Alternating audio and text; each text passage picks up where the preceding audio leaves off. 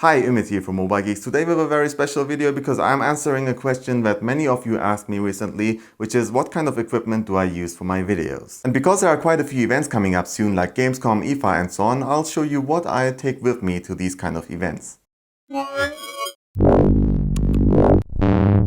Let's start with the camera, and my weapon of choice is the Canon EOS 80D, which was provided by Canon after I had to say goodbye to my Sony camera, unfortunately. What I really like about this camera is that it's not only great with shooting videos, but also taking pictures, since it is a DSLR camera. The only thing missing on this camera is the ability to shoot 4K video, which for me is not a big problem, since I rather work with 1080p 60 FPS. Let's go a little bit into detail. The Canon 80D comes with a CMOS sensor with 24 megapixel. It uses the dual pixel CMOS autofocus technology, which was introduced with the 70D. For this, it uses double the amount of photodiodes than pixels. This makes it possible to have a super fast continuous autofocus in photo and video mode. Especially for working outside, it is very important since you won't have always time to focus manually. When taking 7 pictures per second or videos with moving objects or people, a focus like this is essential. It is so fast that you won't even notice it in videos. It also works greatly with the face recognition. People won't only be recognized by their face, but also from the sides and the back. Vloggers should have fun with the camera too, especially because you can tilt and swivel the screen. The touch screen makes controls much easier because you can pinch to zoom and touch to focus on certain objects. What is also nice is that I can see my current camera settings thanks to the monochrome control LCD on the top and also how much space I have left on my SD card.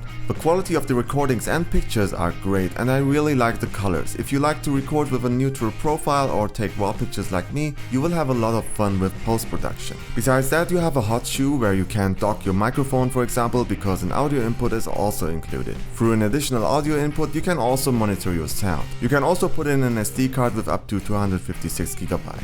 The 1865 mAh battery is great and has a good battery runtime. Regarding the battery, I should add that I'm working here since like 4 hours and I gathered around 2 hours of video material, and the battery only reached 50%, which is amazing.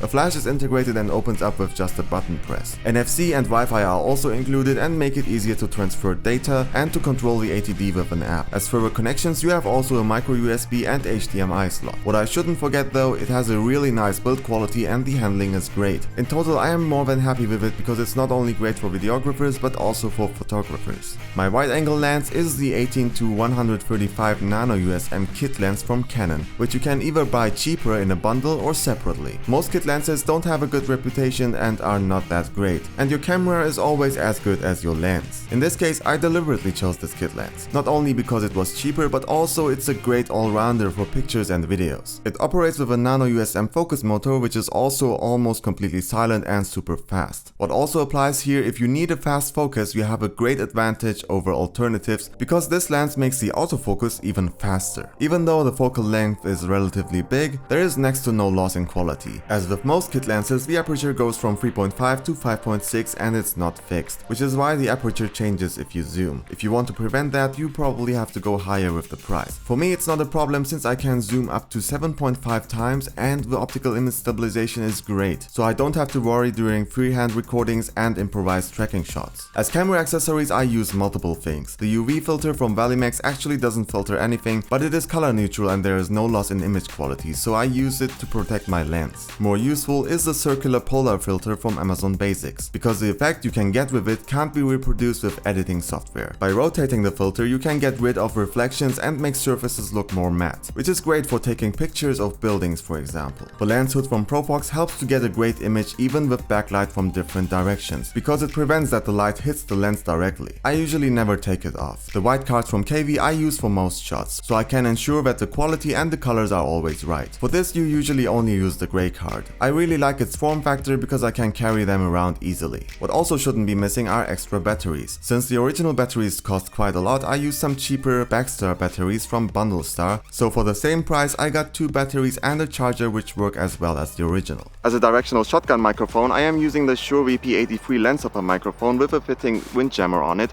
which is also used by Casey Neistat and other people. What I really like about it is the sound, because the sound is good directly out of the box and I don't have to really edit it, which saves me a lot of time. Right now it is connected to the Canon 80D with the low cut filter on and set to 0 dB. The microphone has a great build quality and comes with a pop filter and a shock absorber. It fits into the hot shoe without a problem, and with the 3.5mm headphone jack, it's easy to connect to the camera. To power it up, you need a 2A battery, and it also comes with a preamp. Settings are +20, 0 and -10 dB. A low-cut filter helps with reducing low frequency noise. If you want to work outside, I'd also recommend you a windshield. It's easy to put on and reduces the wind noise. Another great microphone that I really like to use, and which is also one of my favorite gadgets, is the Rode Smartlav Plus. It's an omnidirectional lavalier microphone which allows you to record in very loud places and also to step further away from the camera without losing quality. Actually, this microphone is made for smartphones, but with the right adapter from Rode, you can also connect it to your recorder or your camera. What you have to keep in mind though is that the quality from smartphone to smartphone may change a lot because the sound chips are not always equally good.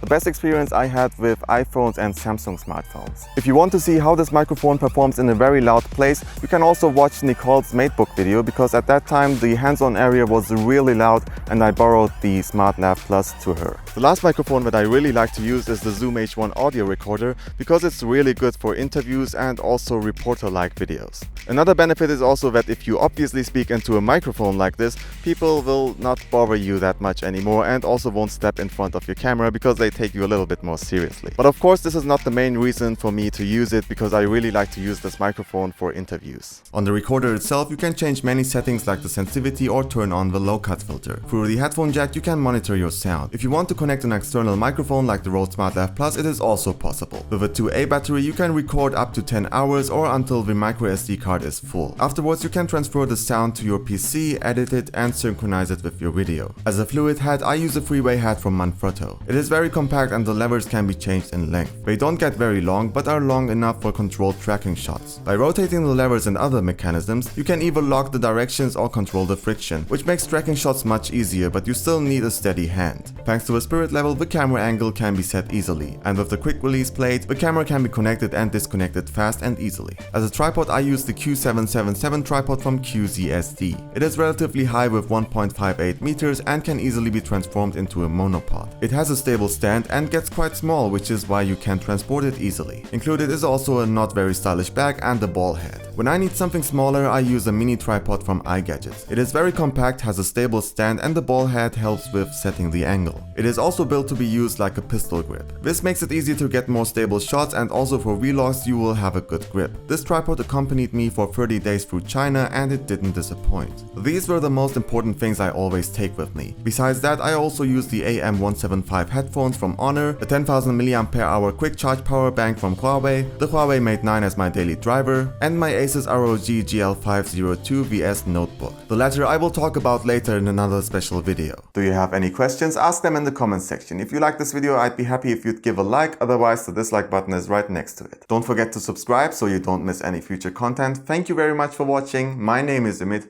for Mobile Geeks.